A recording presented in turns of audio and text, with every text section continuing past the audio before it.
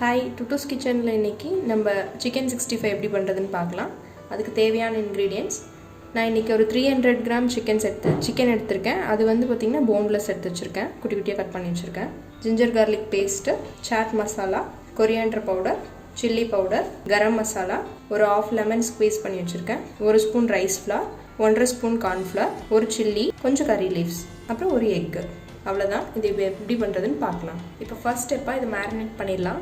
அதுக்கு சிக்கன் ஒரு பாத்திரத்தில் எடுத்திருக்கேன். ஜிஞ்சர் கார்லிக் பேஸ்ட் ஆட் பண்ணிக்கலாம், chilli powder, coriander powder, squeeze பண்ணி வச்சுருந்த half lemon, garam masala, chaat masala.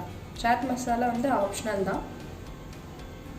Cornflour, rice flower,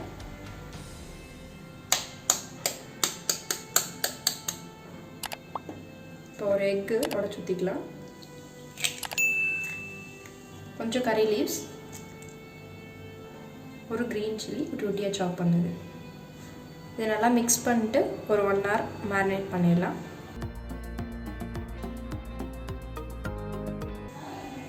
இப்போ இதுக்கு தேவையான அளவு சால்ட்.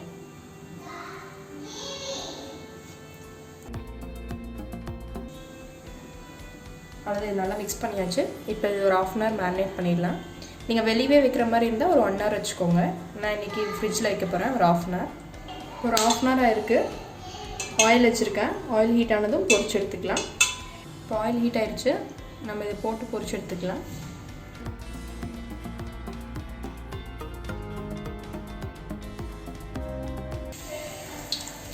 இது நல்லா ஃப்ரை ஆகிடுச்சு பாருங்கள், கலர் சேஞ்ச் ஆகி நல்லா கிறிஸ்பியாக வந்திருக்கு. இதை எடுத்து வச்சிடலாம். இதே மாதிரி மிச்சம் இருக்கிறதையும் பொரிச்சு எடுத்துக்கலாம்.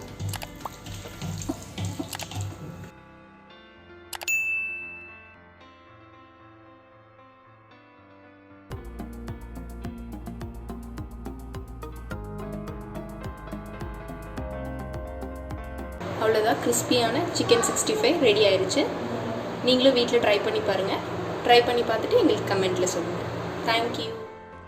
இந்த வீடியோ யூஸ்ஃபுல்லாக இருக்கும் நம்புகிறேன். தொடர்ந்து நம்ம சேனலை சப்போர்ட் பண்ணுங்கள். உங்கள் டவுட்ஸை கமெண்ட்டில் கேளுங்க.